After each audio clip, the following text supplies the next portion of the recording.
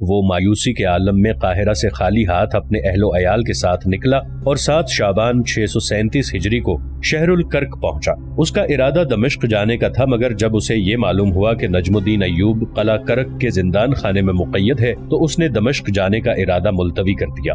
وہ نجم الدین ایوب سے ملاقات کرنا چاہتا تھا۔ اس کے دل و دماغ میں جمال الدین المراہی سے خوفناک انتقام لینے کی خواہش گردنے لینے لگی تھی۔ وہ ان دنوں کرک کی ایک چھوٹی سی سرائے میں مقیم تھا۔ ایک شام اس نے عمدہ پوشاک زیب تن کی اور قصر شاہی کی راہ لی۔ اس کے انداز و اطوار سے دربان محافظوں کو معلوم ہو گیا کہ یہ شخص عمرہ کے طبقے سے تعلق رکھتا ہے۔ پوچھ گچھ کے بعد اسے شاہی مہمان خانے تک پہنچا دیا گیا۔ کافی دیر تک اسے انتظار کرنا پڑا، پھر جا کر حاکم الکرک الملک الناصر داؤد کی آمد ہوئی۔ اس کی آمد پر وہ مؤدب انداز میں کھڑا ہو گیا۔ الملک الناصر داؤد نے اس کے سراپے پر گہری نگاہ ڈالی اور پھر استفہامیہ انداز میں اسے تکنے لگا۔ حضور کا اقبال بلند ہو، میں نے آپ کے قیمتی وقت میں جو نقب لگائی ہے اس کے لیے تہہ دل سے معذرت کا خواستگار ہوں۔ میرا نام غازی عبداللہ شافعی ہے اور میں بلاد مصر کا باسی ہوں۔ ایک خاص امر کے لیے آپ کو تکلیف دینے کی خواہش کے لیے یہاں آیا ہوں۔ مجھے یقین ہے کہ آپ میری خواہش کو رد نہیں فرمائیں گے۔ میرا خیال ہے کہ میں تمہاری گفتگو کا مطلب سمجھ نہیں پایا۔ تم صاف الفاظ میں بیان کرو کہ تمہیں کیا چاہیے۔ حاکم الکرک، آپ تو سلطان باکمال ہیں، جو کچھ مجھے چاہیے وہ آپ کی قدر و دسترس میں ہے۔ صرف آپ کا قول درکار ہے کہ واقعی مجھے مل جائے گا۔ مدعا جانے بغیر میں تمہیں کوئی قول اور قرار کیوں کر دے سکتا ہوں؟ میں سلطان عالی کو مجبور بھی نہیں کر سکتا۔ اگر قول ایفا میسر آ جاتا تو میں پر امید ہو جاتا۔ مصری امیر الملک الناصر داؤد نرم لہجے میں گویا ہوا، تم بے فکر رہو، ہم حتی الامکان کوشش کریں گے کہ تمہاری ہر جائز بات کو پورا کیا جا سکے تاکہ تم یہاں سے خوش جاؤ۔ میرے علم میں آیا ہے کہ بلاد شرقیہ کے سلطان نجم الدین ایوب کو آپ نے کسی قلعے میں قید کر رکھا ہے۔ میں ان سے ایک ملاقات کرنا چاہتا ہوں۔ غازی عبداللہ شافعی نے ہمت باندھ کر اپنے دل کی بات کہہ ڈالی۔ یہ الگ بات تھی کہ اس کی آواز فرط خوف سے لرزتی محسوس ہو رہی تھی۔ کیا کہا تم نے؟ نجم الدین سے؟ الملک الناصر داؤد اس کی غیر متوقع فرمائش پر چونک اٹھا۔ غازی عبداللہ شافعی کا سر غیر ارادی طور پر اسبات میں ہل گیا۔ دوسرے لمحے جیسے اسے کچھ ہوش آیا تو وہ متوحش نگاہوں سے سلطان کا چہرہ دیکھنے لگا۔ دوسری طرف الملک الناصر بھی کوئی ایسی بات سننے کے لیے پہلے سے تیار نہیں تھا، اس لیے ابھی تک اس کا چہرہ تصویر حیرت بنا ہوا تھا۔ مصری امیر، تم نے مجھے لمحہ بھر کو پریشان کر ڈالا ہے۔ بہر کیف میں یہ جاننا چاہوں گا کہ تمہیں اس سے کیا کام ہے۔ میں اس کے ساتھ کچھ ضروری باتیں کرنا چاہتا ہوں، خصوصاً ان کے چھوٹے بھائی سیف الدین ابو بکر کے حوالے سے۔ کیا کوئی سرکاری پیغام وغیرہ ہے؟ نہیں، یہ سرکاری معاملہ نہیں بلکہ میری ان سے نجی ملاقات کہی جا سکتی ہے۔ اگر میں تمہیں اس امر کی اجازت نہ دوں تو؟ الملک الناصر قدرے گھورتے ہوئے بولا۔ مجھے یقین ہے کہ آپ مجھ ناچیز کے ساتھ ایسا ناروا سلوک نہیں کریں گے۔ الملک الناصر اس کے انداز بیان پر لاشعوری طور پر ہنس پڑا۔ ٹھیک ہے، تم کل صبح یہاں آ جانا اور یہاں سے اجازت نامہ وصول کر لینا، لیکن یاد رکھو تمہیں صرف ایک ہی ملاقات کی اجازت دی گئی ہے۔ میں آپ کا تہہ دل سے شکر گزار ہوں۔ میرے پاس موزوں الفاظ نہیں جن سے میں آپ کا شکریہ ادا کر سکوں۔ ملاقات کل شام تک مکمل ہو جانا چاہیے، کہیں یہ نہ ہو کہ زندان خانے میں ایک اور باسی کا اضافہ ہو جائے۔ الملک الناصر کے چہرے پر شگفتگی چھائی ہوئی تھی۔ غازی عبداللہ نے اس کی جانب دیکھا تو زج سا ہو گیا۔ اس نے ایک بار پھر شکریہ ادا کیا اور اس سے اجازت لے کر وہاں سے نکل آیا۔ اسے اتنی زیادہ امید نہیں تھی کہ الملک الناصر یوں آسانی کے ساتھ نجم الدین ایوب سے ملاقات کی اجازت پر رضامند ہو جائے گا۔ اس کا دل اپنی پہلی کامیابی پر بے حد مسرور تھا۔ اس نے نجم الدین ایوب سے ملے بغیر ہی بے شمار امیدیں وابستہ کر لی تھیں۔ وہ بڑی بےتابی سے اگلی صبح کا انتظار کرنے لگا۔ ادھر مطیع الدین تیسرے دن کی رات کی تاریکی میں چپکے سے اٹھا اور خیمے سے نکل کر دبے قدموں استبل کی جانب بڑھا۔ استبل کے پاس پہنچ کر وہ ٹھٹک سا گیا کیونکہ جو اسے وہاں دکھائی دیا تھا اس کے لیے وہ ذہنی طور پر پہلے سے تیار نہیں تھا۔ وہاں سردار مانجی خان پہلے ہی سے 2 افراد کے ساتھ موجود تھا۔ مطیع الدین کے ماتھے پر پریشانی کی شکنیں نمودار ہونے لگیں کیونکہ اس کا ارادہ وہاں سے گھوڑے چرا کر فرار ہونے کا تھا۔ اس نے ان کی گفتگو پر کان لگانے کی کوشش کی تو جو کچھ اس کے کانوں میں پڑا اس سے اس کی پریشانی جاتی رہی اور چہرے پر خوشگواری کا عالم چھانے لگا۔ وہ لمحہ بھر میں اپنے اگلے قدم کے بارے میں طے کر چکا تھا۔ سردار مانجی خان انہیں کسی خاص مہم پر روانہ کرنے کے لیے وہاں آیا تھا۔ اسے اب اپنی نئی منصوبہ بندی کے مطابق محض ان کا تعاقب کرتے ہوئے وہاں سے نکلنا تھا۔ اگر وہ کامیابی کے ساتھ ان کا تعاقب کرنے میں کامیاب ہو گیا تو وہ نہ صرف اس بستی کی حدود سے نکل سکتا تھا بلکہ کسی किसी दूसरे मकाम पर पहुंचकर उसे सराय का पता मालूम करना आसान दिखाई दिया। उसके जहन में सरदार मांझी खान की वो बात अभी तक गूंज रही थी कि उसे वहां से निकलकर लंबी मुद्दत तक पहाड़ी इलाकों में दरबदर भटकना पड़ेगा। उसके बयान के मुताबिक वहां इस बस्ती के सिवा दूर दूर तक कोई दूसरी इंसानी बस्ती मौजूद नहीं थी। मोतियुद्दीन के लिए ये कड़ा इम्तिहान था कि वो न सिर्फ अज़काई कबीले की निगाहों में आए बगैर वहां से फरार हो जाता, बल्कि उसे अपने आगे सफर करने वाले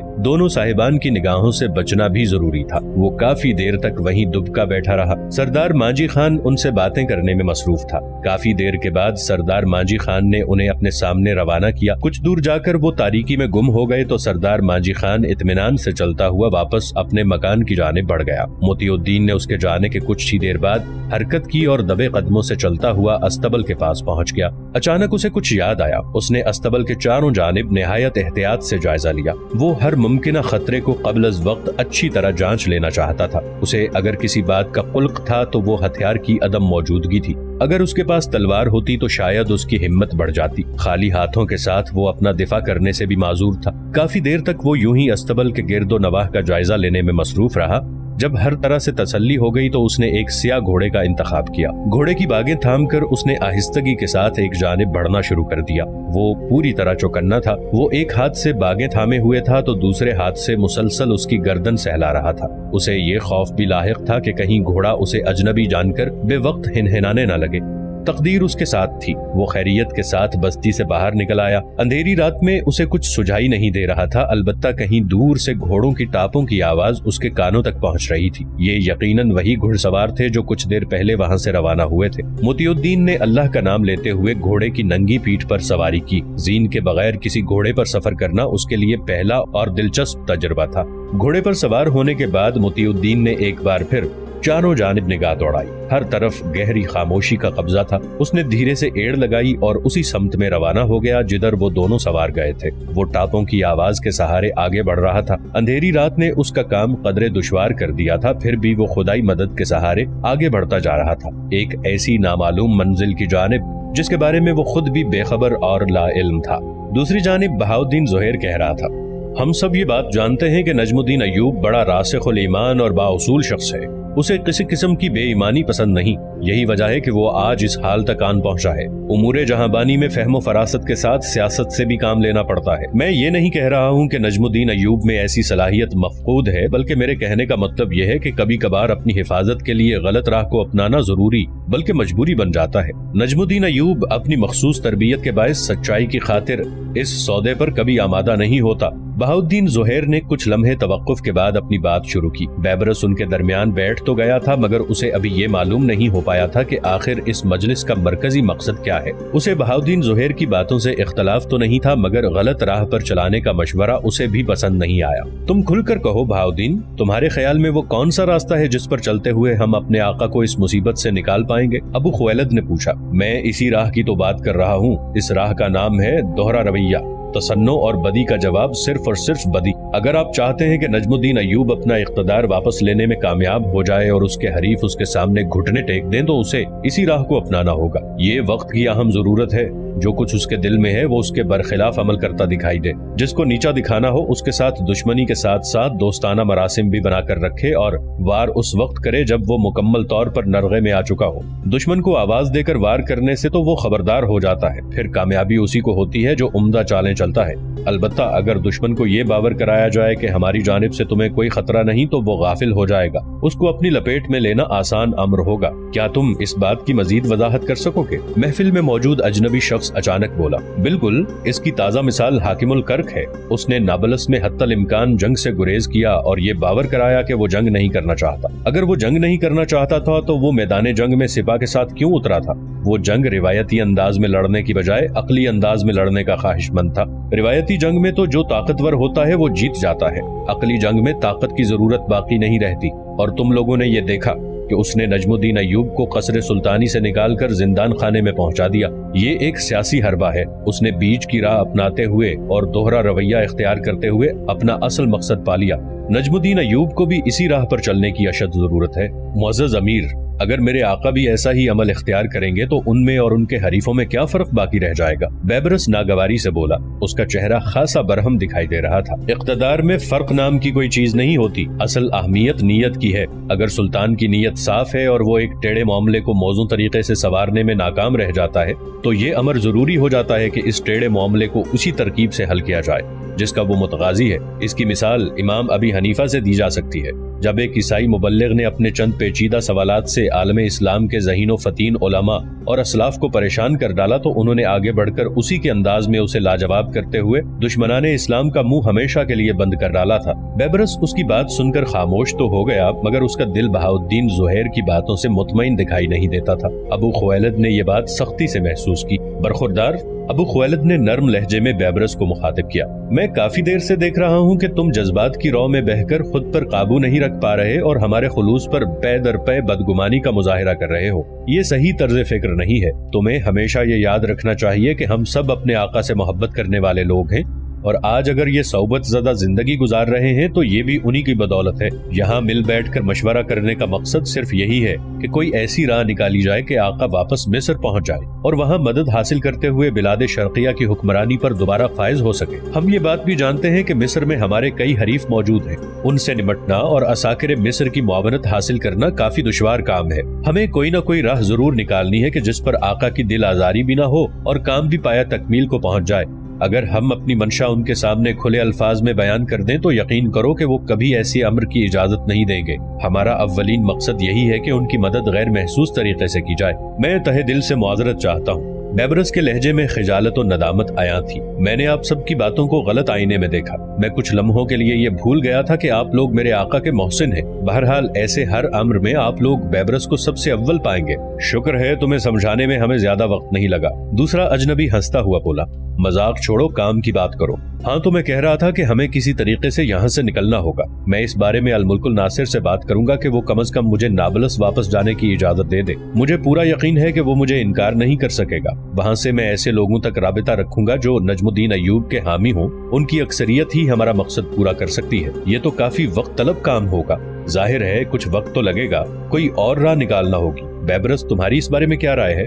ابو خویلد نے اس کی جانب دیکھتے ہوئے پوچھا۔ میں نے اس بارے میں پہلے کبھی سوچا نہیں، فوری طور پر میں کیا رائے دے سکتا ہوں؟ اگر آپ مناسب سمجھیں تو اس مجلس کو پھر کسی روز پر اٹھا رکھیں، اسی اسنا میں کوئی راہ نکال لوں گا۔ کچھ دیر تک ان میں مزید گفت و شنید جاری رہی، پھر اس مجلس کو برخاست کر دیا گیا۔ دوسرے روز پہلے ہی پہر غازی عبداللہ شافعی اعلیٰ پوشاک میں ملبوس قصر شاہی جا پہنچا اور وہاں سے بآسانی اجازت نامہ حاصل کر کے ایک محافظ کی رہنمائی میں قلعہ کرک کے زندان خانے میں چلا آیا۔ ضروری مراحل نمٹانے کے بعد اسے سیدھا نجم الدین ایوب کے پاس پہنچا دیا گیا تھا۔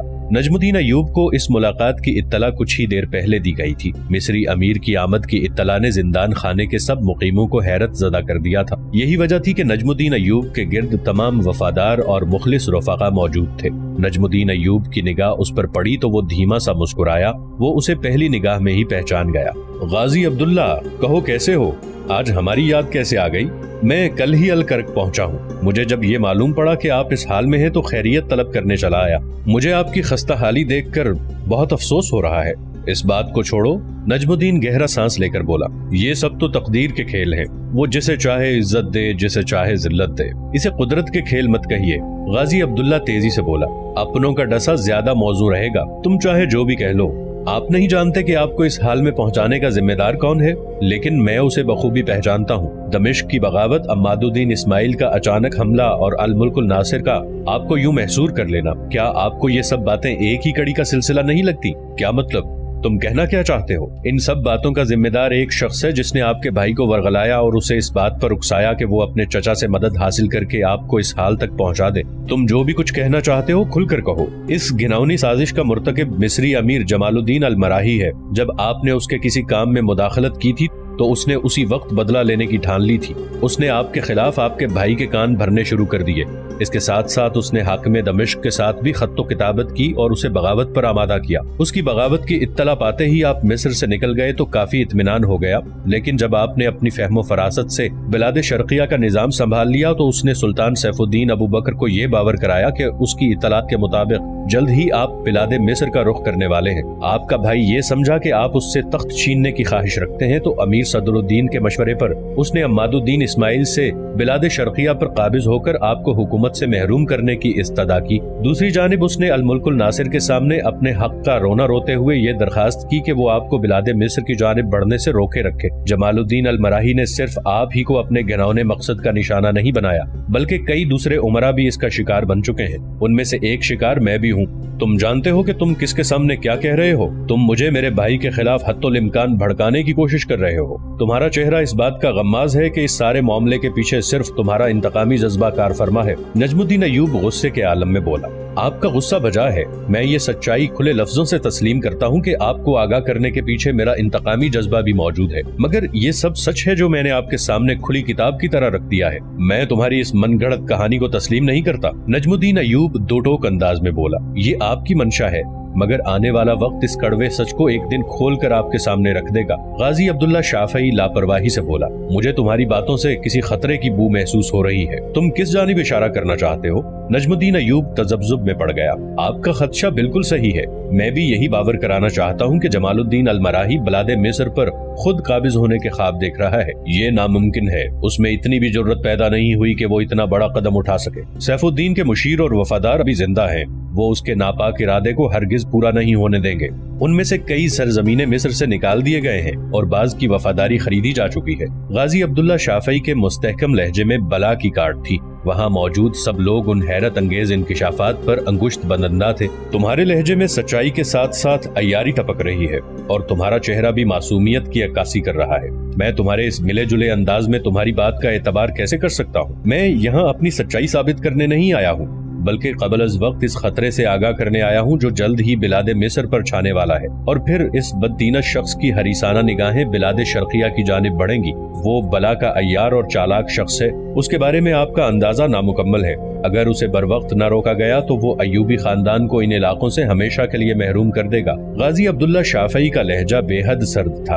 نجم الدین ایوب اس کی بات سن کر گہری سوچ میں ڈوب گیا۔ قدر توقف کے بعد اس نے سر اٹھا کر پوچھا، ممکن ہے جو تم بیان کر رہے ہو وہ سچ ہو، مگر میں تو یہاں زندان خانے میں قید ہوں، میں بھلا اب کیا کر سکتا ہوں؟ مجھے صرف آپ کی رضامندی کی ضرورت ہے، باقی کی فکر کرنا میرا درد سر ہوگا۔ آپ کو یہاں سے نکالنا اور مصر تک پہنچانا میری ذمہ داری ہے، اس کے پیچھے یقیناً تمہارا کوئی مفاد ہوگا۔ تم شاید یہ نہیں جانتے کہ میں کسی بھی غلط کام کے لیے حامی نہیں بھرتا۔ اگر غلط کام کروانا ہی مقصود ہوتا تو میں مقید و مجبور سلطان کے پاس نہ آتا، بلکہ کسی دوسرے برسر اقتدار ایوبی سلطان کی مدد حاصل کرتا۔ وہ زہر خند لہجے میں بولا، تم بولتے رہو، میں سن رہا ہوں۔ آپ کو بلاد مصر کی حکومت سے اپنے بھائی سیف الدین ابو بکر کو معزول کر کے اقتدار کا تخت خود سنبھالنا ہوگا۔ اس کا لہجہ فیصلہ کن تھا۔ یہ ناممکن ہے، میں اپنے باپ سے کیے ہوئے وعدے کو توڑ نہیں سکتا۔ اس نے مجھے اس کا اطابق صرف اس لیے مقرر کیا تھا کہ میں نگرانی کے ساتھ ساتھ اس کی حفاظت بھی کرتا رہوں۔ یہ سب جانتے ہوئے بھی یہ سارا کیا دھرا آپ کے اسی بھائی کا ہے۔ غازی عبداللہ شافعی کے لہجے میں حیرت اود کر آ گئی۔ تمہارا الزام ابھی ثابت نہیں ہوا کہ وہ ذمہ دار ہے۔ یاد رکھو کہ اگر میں کبھی مصر پہنچ گیا تو سب سے پہلے میں اسی بات کی چھان بین کروں گا، اس کے بعد یہ معاملہ قاضی کے پاس پیش کیا جائے گا۔ یاد رکھو اگر تم وہاں اپنا یہ الزام ثابت نہ کر پائے تو میں تمہیں ایسی عبرتناک سزا دلواؤں گا کہ تمہاری آنے والی نسلیں ہمیشہ یاد رکھیں گی۔ نجم الدین ایوب کے لہجے میں شیر کی سی گرج تھی۔ غازی عبداللہ شافعی کو بھی خوف کی شدید لہر اپنی ریڑھ کی ہڈی میں سرایت کرتی محسوس ہوئی۔ میں اب اجازت چاہوں گا، وہ بے دلی سے اٹھتا ہوا بولا۔ اس کے لہجے سے عیاں تھا کہ اسے مایوسی اٹھانا پڑی ہے۔ اسے نجم الدین ایوب کی آخری بات ناگوار گزری تھی۔ نجم الدین ایوب نے بھی لاپرواہی سے سر ہلا دیا۔ وہ بوجھل قدموں سے دروازے کی جانب بڑھ گیا۔ نجم الدین ایوب نے اس کے باہر نکلتے ہی مسحری سے ٹیک لگا لی۔ اسے اپنے بھائی سے اس قسم کی گھٹیا حرکت کی توقع ہرگز نہیں تھی۔ وہ سوچ رہا تھا کہ اگر یہی سچ نکلا تو اچانک درد کی تیز لہر اسے اپنے سینے میں اٹھتی ہوئی محسوس ہوئی۔ ابو خویلد شاید اس کی حالت بھانپ گیا تھا، تیزی سے آگے بڑھ کر اس کے جسم کو دبانے لگا۔ ادھر برقائی خان اپنے گھوڑوں کے ساتھ تھکا ماندہ ازقائی قبیلے کی بستی میں داخل ہوا۔ वो उस वक्त मेले से जर्द रंग के लिबास में मलबूस था, जो कि शाही लिबास समझा जाता था। कई दिन हुए उसे नहाने धोने की मोहलत नहीं मिल सकी थी। सर्द इलाकों में यूं भी बिला नागा नहाने की रिवायत मौजूद नहीं थी। कबीले के लोगों में उसकी आमद से सरासीमगी सी फैलने लगी। अज़काई कबीले में जब भी कोई शाही फर्द वारिद होता था, उसे मसाइब का सामना करना पड़ता था। यही वजह थी कि बरकाई खान के लिबास से ही उन्हें अंदाजा हो गया कि एक और शाही हरकारे की आमद हो चुकी है। जाने अब कौन सी आफत टूटे। सरदार मांझी खान को शाही आदमी की आमद की खबर पल भर में पहुंचा दी गई। शाही आदमी का सुनकर उसके चेहरे पर एक रंग आकर गुजर गया। दूसरे ही लम्हे उसने खुद पर काबू पा लिया। वो खुद उठकर उसके इस्तकबाल के लिए आगे बढ़ा। जो ही उसकी निगाह बरकाई खान पर पड़ी तो हैरत और ताज्जुब से उसका मुंह खुले का खुला रह गया। वो उसे पहली नजर में ही पहचान गया था। कई बार सराय में वो उसे देख चुका था। छोटे खाकान, वो आगे बढ़कर दोनों हाथ जोड़ते हुए घुटनों के बल झुक गया। आपकी अचानक आमद पर जहां अज़काई कबीला बेहद मुतहय्यर है, वहीं वो अपनी इस इज्जत अफजाई पर नाज़ा भी है। सरदार को झुके देखकर कबीले के दूसरे लोग भी घुटनों के बल झुकते चले गए। बरकाई खान ने हाथ के इशारे से उन्हें उठने का इशारा किया। वो इस किस्म के तकल्लुफात और रसूमात का कायल नहीं था। वो अपने घोड़े से नीचे उतरा। दोनों घोड़ों की बागें उसके हाथ में थी। सरदार मांझी खान ने एक शख्स को इशारा किया। उसने आगे बढ़कर बागें बरकाई खान के हाथ से ले ली और घोड़े को एक जानिब ले गया।